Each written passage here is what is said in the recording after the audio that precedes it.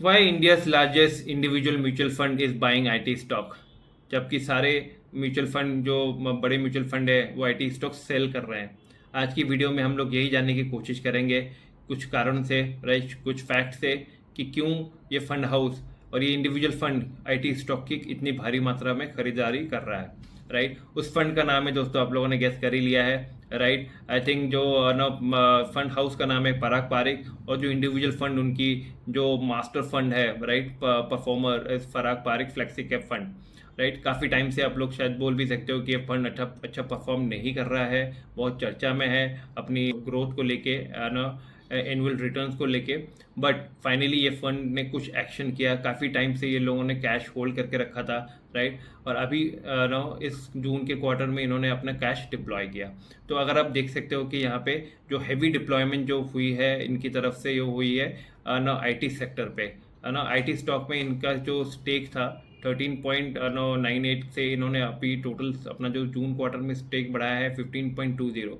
काफ़ी बड़ा स्टेक है। राइट, जो पैसा इन लोग होल्ड कर रहे थे करीब करीब 20% से ऊपर इन लोग डेट ना अपने जो मनी मार्केट में अपना पैसा होल्ड किया हुआ था, कैश में भी काफ़ी सारा होल्ड किया हुआ था। तो अभी ना इन्होंने कुछ ना बाकी जगह पे भी डाले हैं, बट जो मेजर जो ग्रोथ और बाय इन्होंने कराए आईटी स्टॉक्स में कराए। तो क्वेश्चन यही है कि जब सारे इंडिया के या तो एफ देख लो या तो बाकी के जो डी है, डोमेस्टिक इंस्टीट्यूशनल इन्वेस्टर्स हैं, राइट, दबा के आईटी स्टॉक सेल कर रहे हैं, बट ये फंड क्यों आईटी स्टॉक इतना बाय कर रहा है दोस्तों? राइट, क्योंकि अगर आप भी इसमें इन्वेस्ट करके रखा होगा आपने भी, तो आपको भी होगा कि भाई इतना मेरा पैसा आईटी स्टॉक में क्यों जा रहा है, ताकि है ना, जबकि बाकी फंड हाउसेस इसको सेल कर रहे हैं। तो इसके मोटा मोटी बहुत ना 3-4 कारण है दोस्तों, जो आज मैं आपके साथ ना डिस्कस करूंगा। पहला कारण जो मेरे को लगता है, वैल्यूएशन। राइट, आईटी कंपनी की जो अभी वैल्यूएशन चल रही है वो ऑल टाइम लो, मतलब डिकेडल लो पे है। राइट, ना काफ़ी टाइम बाद इतना अट्रैक्टिव वैल्यूएशन आईटी कंपनीज का आया है। इसके बहुत सारे कारण भी है जो आप लोग बता सकते हो, राइट, कि नो एआई के बूम के चक्कर में ये आया है, वॉर की सिचुएशन, जो यूएस ईरान का वॉर चल रहा है उसके कारण भी आईटी स्टॉक ने काफ़ी मार खाई है मार्केट पे। AI, I think AI is the major no कारण, जो सबको पता है कि इंडियन कंपनी जो एआई में लैग करके पीछे, अभी लोगों को लगता है कि एआई कंपनीज का ही रेस है और आईटी सर्विसेज कंपनी कुछ कर नहीं पाएगी, बट ऐसा नहीं है। वरना जो हम लोग कुछ कुछ चीज़ें देखेंगे कि क्या इनके पास स्कोप है। राइट, और जब इतना बड़ा पैसा इन्होंने डाला होगा तो कुछ कारण से डाला होगा दोस्तों। Firstly obviously is the valuation. ना अगर आप देख रहे हो कि जो पी जो है इसका, राइट, अगर मैं आपको दिखाऊं भी यहाँ पे पी पी नो काफ़ी सारे नो स्टॉक्स, इन जो स्टॉक्स के जो पीस हैं काफ़ी घट गए हैं। टीसीएस ऑलमोस्ट 15 की पी पे अवेलेबल है, इन्फोसिस 14.8 की पी पे अवेलेबल है, एचसीएल करीब करीब 18 की पी पे अवेलेबल है। राइट, ये सारे स्टॉक्स अपने पीक से करीब करीब 35-40-45% नो डाउन है मार्केट में, अभी भी काफ़ी अट्रैक्टिव वैल्यूएशन पे है। राइट, सो नो तो इसी वैल्यूएशन के कारण ये ना पराग पारिक ने यहाँ पे इन्वेस्ट किया है, बिकॉज ये उनकी इन्वेस्टिंग स्टाइल से भी मैच करता है। अगर आप देखोगे पराग पारिक एक हमेशा से एक वैल्यू फंड रहा है। इनकी जो कोर स्टाइल है, जो राजीव ठक्कर जी की कोर स्टाइल है, वैल्यू इन्वेस्टिंग की है। राइट, तो ये फंड हमेशा से वैल्यू इन्वेस्टिंग अप्रोच मानो करते आया है। मतलब जो भी नो कंपनी डिस्काउंट में अवेलेबल है मार्केट में, राइट, अपने प्रीमियम से काफ़ी डिस्काउंट में अवेलेबल है, कंपनी के अंदर कुछ फंडामेंटल्स खराब नहीं है बट सिचुएशन खराब है, ये मार्केट डाउन टाउन चल रहा है, इंडस्ट्री साइकिल अच्छी नहीं चल रही है। राइट, काफ़ी सारे रीजन होते हैं वैल्यूएशन गिरने के। तो उस सिचुएशन में ये वैल्यू अपॉर्चुनिटी अट्रैक्टिव अपॉर्चुनिटी हो जाती है। तो पराग पारिक का स्टाइल हमेशा से वही रहा है। आईटीसी के केस में भी आपने देखा, काफ़ी टाइम उन्होंने होल्ड किया आईटीसी को, फाइनली आईटीसी उनको काफ़ी ज़्यादा रिटर्न देके गया। राइट, तो ये उनका पेशेंट लेवल भी उतना ज़्यादा है कि वो अपना कन्विक्शन लेवल भी उतनी ज़्यादा है कि वो अपने कंपनीज को खरीदते हैं, फिर उन पर बैठे रहते हैं। राइट, काफ़ी सालों साल, एंड देन वो रिटर्न आता है उनके पास। राइट, तो ये उनका वैल्यू, ये उनका इन्वेस्टिंग स्टाइल ही है। तो अभी दूसरा कारण जो मेरे को लगता है जो इन्होंने बाई करी है, is all time on high free cash flow, operating cash flow और फ्री कैश फ्लो। राइट, अगर आप देखोगे टीसीएस, एचसीएल, इन्फोसिस, इनके की जो कैश फ्लोज हैं दोस्तों काफ़ी ज़बरदस्त है। टोटल ओवरऑल आईटी कंपनीज की नानो कैश फ्लोज ही ज़बरदस्त है। I think total IT companies का कैश फ्लो तो अराउंड अराउंड 14-15 बिलियन डॉलर्स की हैं इन तीनों को मिला के।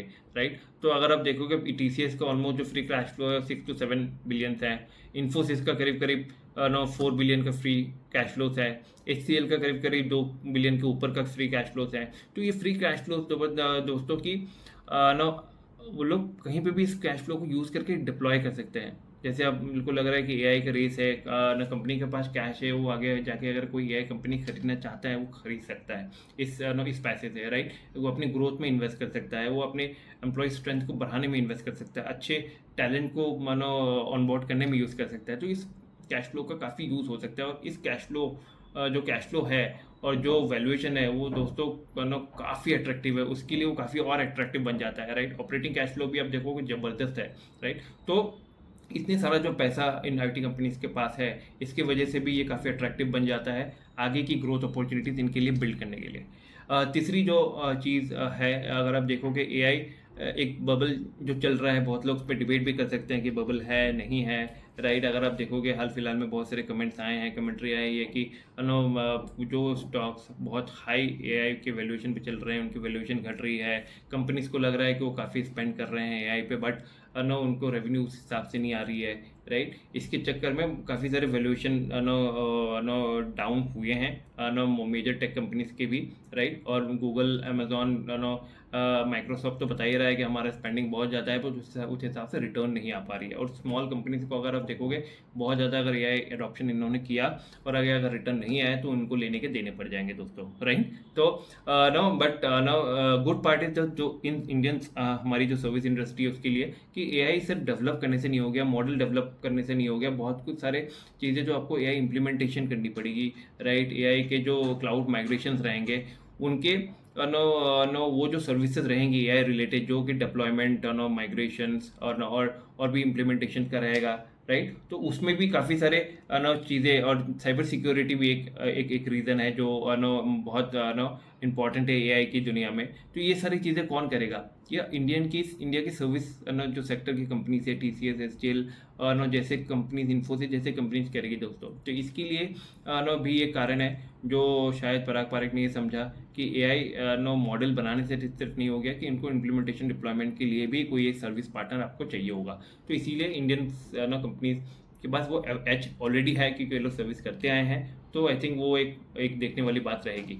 चौथी बात जो मेरे को लगती है दोस्तों कि ना यूएस की रिकवरी, राइट। ना यूएस की रिकवरी जो है ना आपके नो अभी ईरान और यूएस का वॉर चल रहा है, तो इसके कारण काफ़ी सारे टेक्नोलॉजी कंपनीज अनसर्टेनिटी के कारण स्पेंडिंग कर भी नहीं रही है, राइट। तो थोड़ी बहुत स्पेंडिंग हो रही है, शायद वहीं पे एआई की वजह से स्पेंडिंग हो रही है, राइट। जो मेजर स्पेंडिंग, जो उनकी रेगुलर स्पेंडिंग वो नहीं कर पा रहे हैं ये लोग, राइट, नहीं कर रहे हैं बिकॉज ऑफ अनसर्टेनिटी, राइट। तो इसीलिए भी इनकी नो जो ग्रोथ और भी ज़्यादा आ सकती है जब यूएस की इकोनॉमी रिकवर करेगा, इस वॉर सिचुएशन खत्म होगी, टेक्नोलॉजी स्पेंडिंग फिर वापस आएगी, तब जाके ना इंडियन आईटी कंपनीज का जो नो पहले का दौर है, अगर पहले का दौर नहीं भी रहेगा तो भी अच्छी खासी रिकवरी इनके चक्कर में इनकी प्रॉफिटेबिलिटी और रेवेन्यू पे असर आएगा।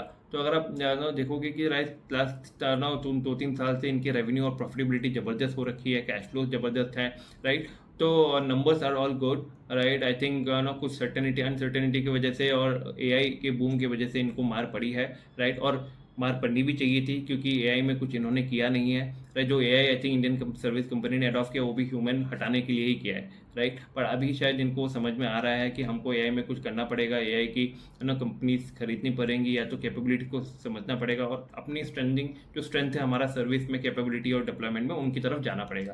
तो ये सब कारण के चक्कर में no I think no they looking a good buy as of now, right. मैं पर्सनली भी नो कुछ आईटी स्टॉक्स में अभी इन्वेस्ट कर रहा हूँ because of the valuation, again for this reason, right.